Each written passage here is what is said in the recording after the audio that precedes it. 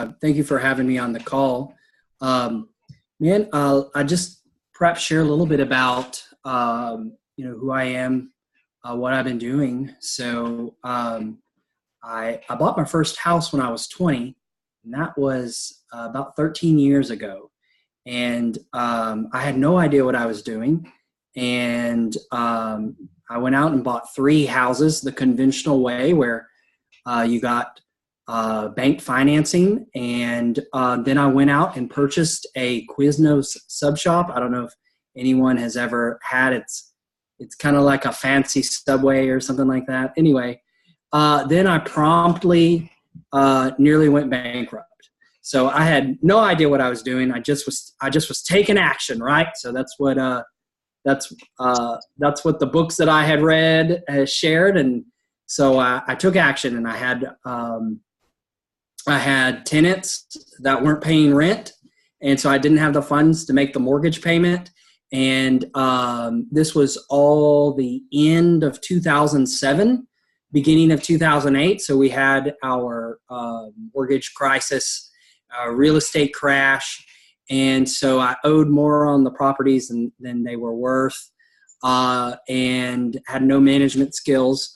And was just working at the restaurant, and sales were kind of sliding. It was a rough time. So basically what happened was I met somebody because I was trying to sell my rentals to him, and he was like, look, I could buy these, or I could tell you how to fix your problem.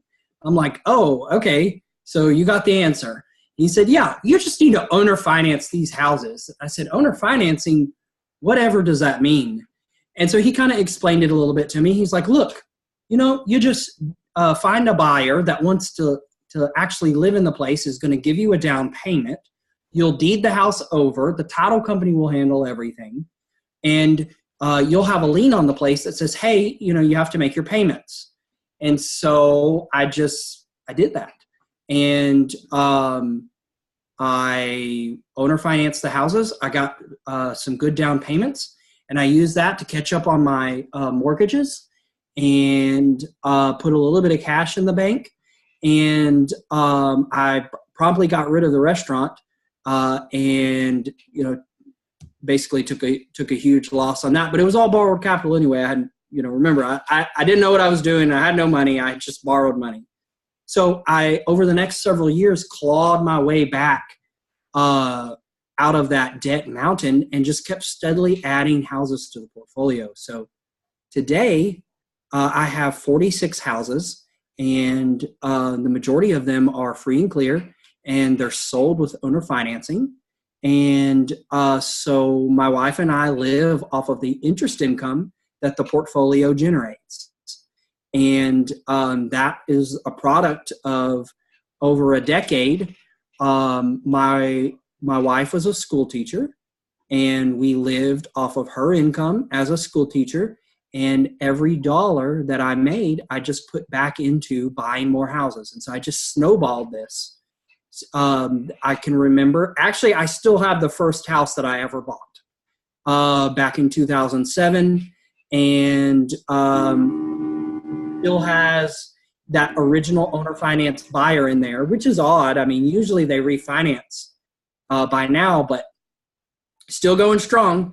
They're still making their payments. And so now that house that I was losing about like $150 a month, even when the tenant was paying, now that house is netting me $500 a month, because I had negotiated some interest rate resets in the original mortgage, and it's worth a ton more than I paid for it. The buyer's happy because they've got equity in the house. I'm still getting cash flow every month. It's great.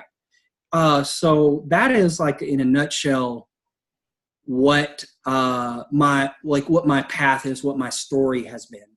So Steve also asked me to kind of share, hey, can you talk a little bit about marketing?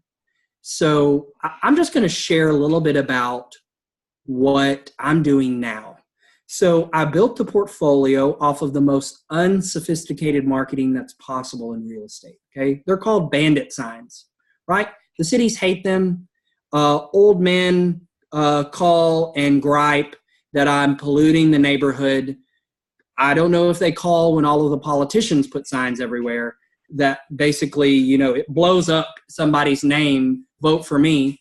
But so I built the majority of the portfolio on just the classic We Buy Houses signs. And in just a moment, I'll go ahead and just share some of the marketing messages that have consistently pulled from me over time. So it's very unsophisticated. You pay somebody to put out signs, or in the beginning, believe me, I've put out thousands of signs, and it's unglamorous, but that was part of the gig. Now I have somebody that puts out signs for me. And we actually have like written down routes. In the beginning, it was just, pray and spray. That was the method that I had, just spray them signs out there. The seller would call, I would talk to them, and then go out there, meet with the party, and try and buy a house. Now remember, I had less than no money because I was under a mountain of debt, and I didn't have any money to my name. And I had a wife that was very stressed because I wasn't, we were living off of her income. So she was not happy with that. And so I had limited time. So what I did in the beginning is I only did subject to deals. So if anybody knows what a subject to deal is, that is where you buy a house that has conventional financing and you leave it in place. You violate the due on sale clause. It's not illegal. And you just owner finance the house. That was my preferred out, okay, because I would put a buyer in there. And so that would generate some capital and generate some cash flow. From there, I got a little bit more confidence, and I started doing these deals that actually fascinated Steve, where I get seller financing. So I have just a couple tools in the toolbox for that. One of them is, it's like 2 or 3 primary methods. One is called some now, some later. Okay, so here's the deal. Let's give an example. It's easier to explain things when you have an example. So maybe the mythical $100,000 house. So I would take this $100,000 house, and let's say that the seller, they were stuck. They wanted to get $90,000. Well, in the real world, that's not a deal, right? If you had to give them $90,000 cash, I mean, my gosh, you would do all this work, and you would be lucky if you broke even by the time you paid closing costs, and God forbid you're off on your evaluation of the deal at all. But if you do some now, some later, then you can turn those kinds of leads into really profitable deals. So what I would do is I would say, hey, look, here's a deal, Mr. Seller. This is kind of like a balloon. So if I give you your price, you're going to have to work with me on terms. Okay, so it's like a balloon. If you squish on one side, you got to kind of give on the other. And they're like, well, what do you mean? I'm like, I could get you $90,000, but I'd have to get you some of your money now and some of it later. And they're like, well, here's the thing. They always would say one of two things. Either, no, I'm not having that, or they would say, well, how much later?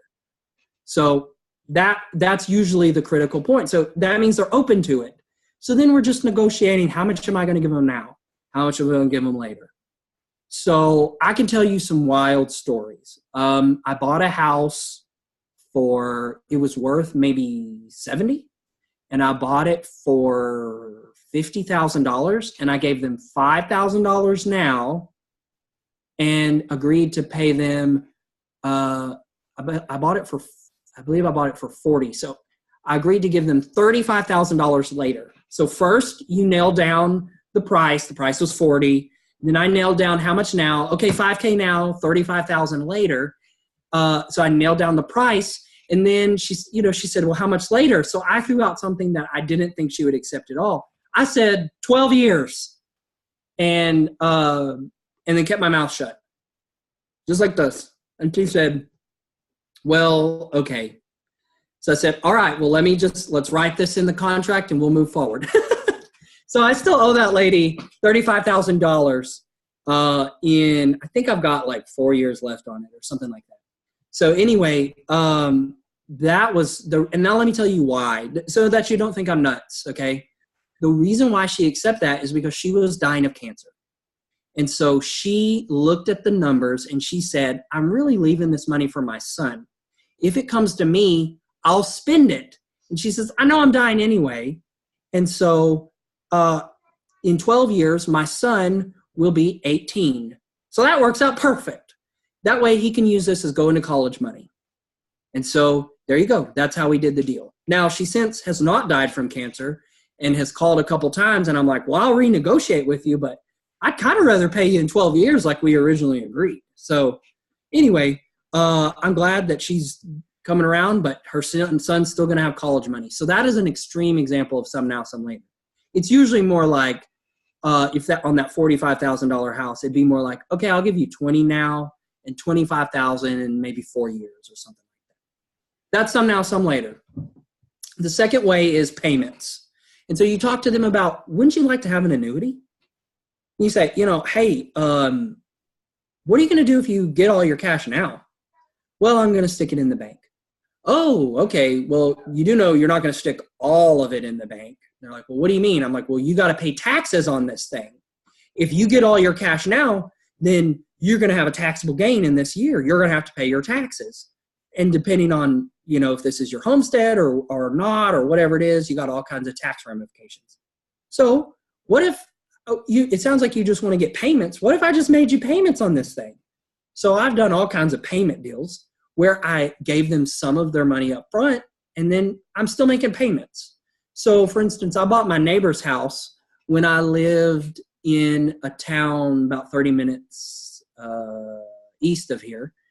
And I bought my neighbor's house and they just wanted some payments. And I'm still making them payments of $550 a month.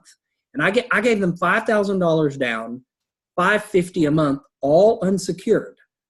So by that, I mean, I wrote them a promissory note against my company. And then I sold the house for cash on the open market. And so basically what I did was I created a private lender from the sale itself. So I have a theory that I came up with a couple years ago. Anything in this business that you want can come from a seller. If you want cash, a seller can give you cash. Well, that's traditionally how people talk about it, right? You're going to buy a house, fix it up, and flip it. Well, that's to generate cash. If you want cash flow, you can find a seller where it's a win-win situation that you can get cash flow. What's that? That's a subject to deal. If you want a private lender, well, I've done it a couple of times. I've done it 3 times where I've picked up big old gobs of cash, like $100,000, because I gave the seller a promissory note, unsecured, at like 0%. One time I gave it at like 1.5% because she had to have interest. Whatever, it doesn't matter. And then I sold the house to a buyer that brought bank financing, and I got cashed out, and I'm still making them payments. What did that become? That became principal that I dare not spend because it's borrowed money, but it's borrowed on extremely easy terms, and I just make them payments like clockwork. And so I found a seller that could become a private lender. So I don't have private lenders. Well, I mean, I have my grandmother. She's got cash. And so I put her in 2 deals. And this is recent. This is like the last 3 months. And I'm kind of accustoming myself to this private lender thing because Mitch, who is a couple of people have referenced him, that's his big thing. But traditionally, I prefer it coming from a seller and coming from a deal. And I've got plenty of cash. I've got a ton of cash in the bank. A lot of it's principal. So I dare not spend the principal because that is the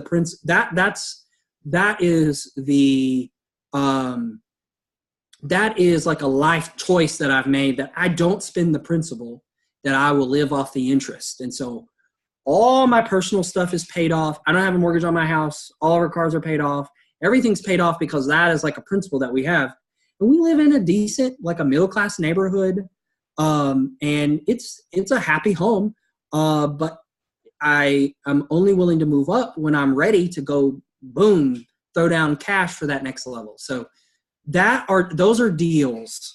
Back to marketing. I kind of got a little off the subject. So marketing. Remember, I mostly did bandit signs. And then somehow I've stopped. I don't remember why. I think the guy quit that I had that was putting out signs, and I didn't take action to go hire somebody really fast. I mean, I just, I don't know. I have a guy that's putting out signs regularly now, and it's been great. But the other thing that we're doing is we are making cold calls to the tax delinquent list, like property tax delinquent list. If you're a landlord with an individual name and you file an eviction, then we're going to call you and see if you want to sell that house. What else are we doing? We're doing in Texas, the beginning of the foreclosure process that you can see at the county is called an appointment of substitute trustee. And that's just to let you know that the bank they're getting ready to foreclose. So we chase that list. We chase a couple other lists. The most profitable to date has been the property tax delinquent list. So I just closed on a house Saturday. It's kind of wild. And I made a bunch of cash. I made like $50,000. I wasn't looking for cash.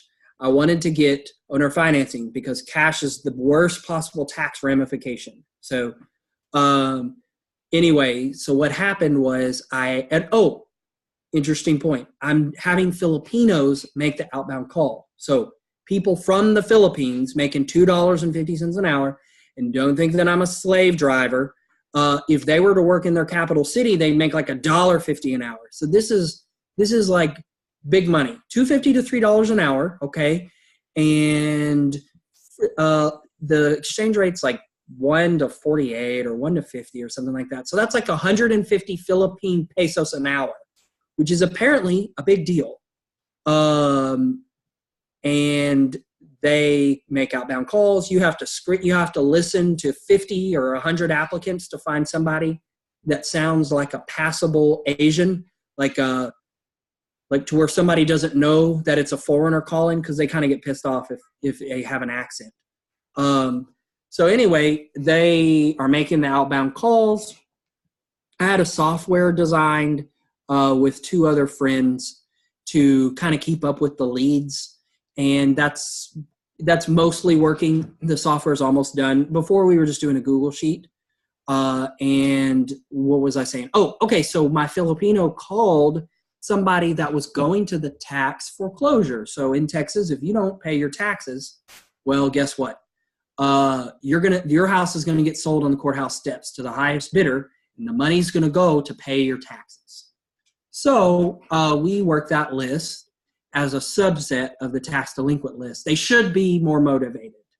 So what actually happens is their head is buried or they're motivated. So you kind of have to try and wake them up. So anyway, so she called, got a hold of this. There were 3 owners of the property, and they all had the same last name. So we thought, they're probably siblings. And then after looking at title, we saw that they inherited it via probate. So they inherited a double wide on an acre of land, and then for free and clear, and then decided to not pay the taxes ever. And so it was going to the tax sale for $6,500. This house is fixed up. It is a $90,000 to $100,000 piece of property. So terrible, right? I mean, just pay your taxes. And they did this for years. Their taxes were only $600 a year. So years of not paying their taxes. Dumb. All right. So we couldn't get a hold of 2 of the heirs, but I'm like, man, this is hot. I don't want this to go to the tax sale because it'll get bid up. I want to buy it before. So basically what happened was I finally found, I didn't find an heir. My Filipino found one of the heirs, and she would only talk to a lady. So she would not talk to me. Nor would she talk to my acquisition guy. She would only talk to Deanne in the Philippines. So Deanne got her to the table in our office, and finally she kind of told us the story. Her brothers were in jail. Okay, sad, right? Except for one of them. It's kind of funny. He's in jail because he was renting the house out for meth. Okay, so he was a meth user, apparently maybe a dealer too, I don't know. He rented the house out for meth and literally would go over and collect his rent in meth.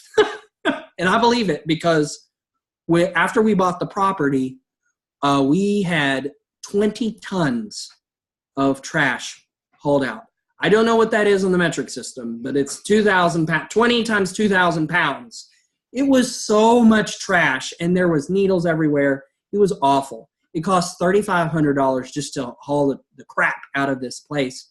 But anyway, so he was down in jail, and his other brother was in jail somewhere else. And so I said, look, I don't know if I can put this together. I'm taking a big risk, but I'll buy it from you. I'll only get a third of the title. I'll pay the taxes, and I'll give you $500. So she said, okay, great. So I signed the deal up with her. I'm only getting a third of the title at this point, and then I go running to get the rest. And so I sent my acquisition guy down there. He was dressed with a suit, and he had a briefcase. And we didn't know there were visiting hours. He just showed up and said, I need to speak to Mr. McGregor. And so he spoke with command, so they ushered him to the attorney's room. So this random guy that has never met us before basically met my acquisition guy, and we said, look, your sister just agreed to sell us a third of the property because, remember, there was 3 heirs. So we're giving her $500. We'll give you $500 too if you'll just sign this deed, okay? So he said, okay, fine. Remember, it's going to the tax sale next week. It's to the very next week. So he had nothing to lose. So he said, fine, okay, great. So go ahead and sign this deed. We'll get you your money next week. So he said, okay, great. And then we're like, well, how do we give you the money? And he's like, well, just put it on my books.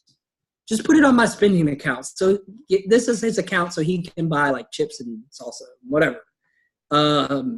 Bonus food, cigarettes, I guess. I don't know. I've never been to jail. So, and then I had my attorney chase down the other person in jail because the other person in jail was in the mental hospital for the state of Texas. I didn't know we had a mental hospital, but we do. And it's in some random town in the middle of nowhere. And so I had my attorney call down there because, you know, we're at the line here. It's going to the tax sale. And remember, I'm closing anyway. So this was all a bonus to try and get the deed together before. I was closing on 2/3 of the title because I'm in it so cheap. I could rent this thing out for $800-900 a month and just cash flow my way out of this thing. So anyway, I also had a backup plan. You can do a tax loan where basically you step into the shoes of the taxing authority if you get authorization from the heir, one of the owners. So that was like my backup to protect my investment. So anyway, we sent the same. The attorney called down there and got it basically where a notary that works at the jail would put this paperwork in front of him. And so he signed a deed. He's never met us off of a letter saying, hey, I'll send you $500. And so it got done. So I bought the place for $6,500 in taxes plus $500 times 3. So I had $8,000 in it. So I bought it for $8,000. Remember, fixed up, it's worth like 80 or 90. We proceeded to take 20 tons of trash out. We were getting ready to truly owner finance it, get it ready. We just put some signs out to market. And the neighbor showed up and said, hey, we live 2 doors down. We want to buy this. And I said, okay, great. What do you have down payment? They're like, well, we want to give you cash. I was like, well, I don't really want cash. And we'll give you $50,000 cash. I was like, well, I don't really want cash. This house is worth $90,000. And I had accidentally mispriced it. I told my sales guy to price it at $59,900 because I got confused and wasn't paying attention and had a bunch of deals going. And so he told them $59,900. So I called back and I said, look, I'll sell it to you for cash. I'm not discounting. Honestly, here's the comps. Look at them. This double wide over here sold for $110. I'm nuts. I misquoted you the price, but I will honor it. So they brought $59,900 cash. And it would have been cash because these were Hispanics, like literally under the mattress. And I was like, I'll probably get robbed before I can get it to the bank, because we closed they didn't want to, we don't want to close at the title company, just sign a deed over. So I said, okay, fine. I'll have my attorney prep the paperwork, but I want you to bring a cashier's check. So that's how that went. And that closed Saturday. So that was an amazing deal. And it was done off of my outbound callers. So that, I guess I'm like a geyser. Steve just kind of tapped me, and just to give Steve a little bit of credit, he's a lot of fun and has got a lot of experience with this out in Florida, and it was so fun getting to see him. He came through there and is now working Texas, and so we share war stories. And he just asked me, "Hey, you want to share a little bit on marketing?" Oh, I promised you guys I would show you the signs. If you want to see that, let me just go through that, and then you guys can ask whatever questions you want, okay? So here we are. Here's Dropbox. I try and say I'm all digital. Oh, I'm not sharing my screen. Share files. Okay. Share. Okay, I think that you can see my screen. So I try to be digital, but truly in life, with real estate, you can't actually be digital. Everything starts physical. So, but here's my file. So everything, the boxes are in the wrong way, so I can't scroll. But everything is based out of these numbers. It's organized by department. So ones is the acquisition. So let's get in here. Remember, marketing, you can make anything work. Okay, door hangers, direct mail. There's nothing special about signs. It's just something that I chose to hang my hat on, okay? So you can make anything work. It's just about, are you consistent, and do you make sure that you get your stuff out, okay? So I like signs, okay? So here we go. Here's my bandit sign images, okay? So I just click on this. I've had good success with sell your house in 48 hours or less, all right? Phone number, we pay cash for houses. Simple, okay? What else? Here's another version of that same thing. Here's just, we buy houses, right? It's the classics. Sometimes the classics work. I also bought like 1,000 of these, so I still have a bunch of them. They're small. This is a 6x24. I usually do the big ones. It's 18 inches by 24 inches. And we put those at places where traffic stops. That's the critical thing. Sometimes you'll see people will put signs on the side of the road, and you're going down the highway. You're going down the service road. You're going 50 miles an hour, 60 miles an hour, and there's a bandit sign. You can't read that number. Those people are nuts. Okay, you got to put it where traffic stops. So that means an intersection. That means a stop sign. These we actually zip tie to stop signs. It drives the Texas Department of Transportation nuts. And so when they kind of call and get pissed off, I say, I'm sorry. And then we just kind of lay low off that place for a while. So I have a theory, and honestly, it's a legal theory that's been tested. It's been told by a judge. I've had stings done on me, like where the city was so pissed off, they called and pretended they were a seller. So I go out there and they're like, here's a fine. And they're like, actually, here's 10 fines. So I would cry, and I'm like, I'm so sorry. And I was sorry. I was sorry I got caught. And so I end up I'm in this random town in the middle of nowhere. And I'm like, well, let's go talk to the judge, because I don't want to go back to this town. It's an hour and a half away. And obviously I'm never going to put signs out again because they do stings on me. So I said, well, is the judge in? It's like 2:00 in the afternoon. He's like, she might be. You could go talk to her if you want. She might be in her office.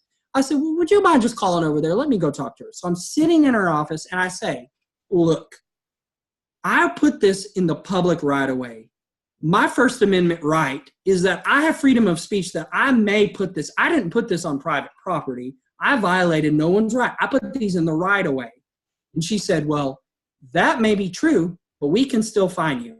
I said, okay, well, guess what? If I want to spend $1,500 on a retainer, this is just going to get tied up in your courtroom. You're going to get nothing. You're just going to get headache. I said, and they had fined me like $5,000. And so she's like, well, that may be true, but I'm still going to fine you. I said, look, if you'll just reduce them, then why don't you just get some money?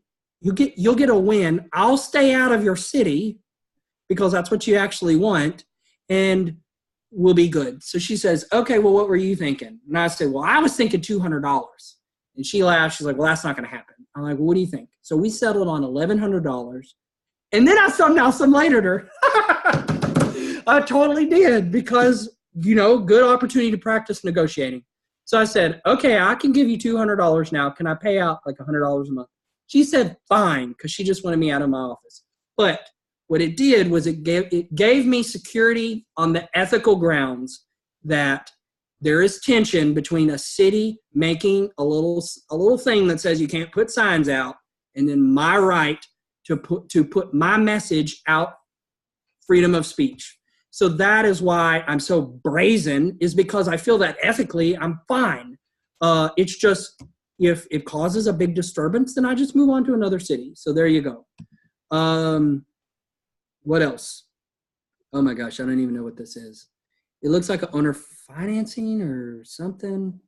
Okay, let's just keep going here. Oh, here's a sign that I really like because it's so random. It gets people's attention. Sell your house in 6.5 days, and they call, well, what's the half about? And I said, well, I really can get it done in 6 days, but I figure you're not going to call me and give me a full 24 hours today. So it's like a half. So I stuck in another half day just so I can make sure that I can truly get this done. So really it's just specificity, right? It makes it seem like, golly, 6.5 days, maybe I can actually get this thing sold in a week. So that's what that's about. That sign pulls pretty good. And then my other sign, how do I rotate this? I don't know how to rotate this thing. I was just about to rotate my laptop. Isn't that funny? But what it says is sell your house as is at a fair price on the date of your choice. And I have split test this and then lost my results. So I don't remember what what the results were. So I just bought the sign again. And now I'm currently split testing again. But my theory is that this will get the person that thinks that they're always just going to get this cheap 30 cents on the dollar, 50 cents on the dollar offer. This is to say the message is, no, it doesn't have to be like that because legitimately it doesn't. So that is the signs. Here we go. Here's my Podio workspace. Just to kind of let you guys can see, remember it's half working, but here's what it's supposed to do. So you upload a lead into this import app, and then it cues somebody to go skip trace it.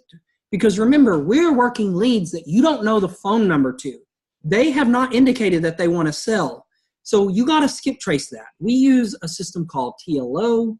That's like, you got to get checked up. I mean, it's by TransUnion. I mean, I could type in, I really should say this, but it's crazy. I would be violating their terms of service, but I could type in somebody's name and then it would spit out their social, their date of birth, all kinds of stuff.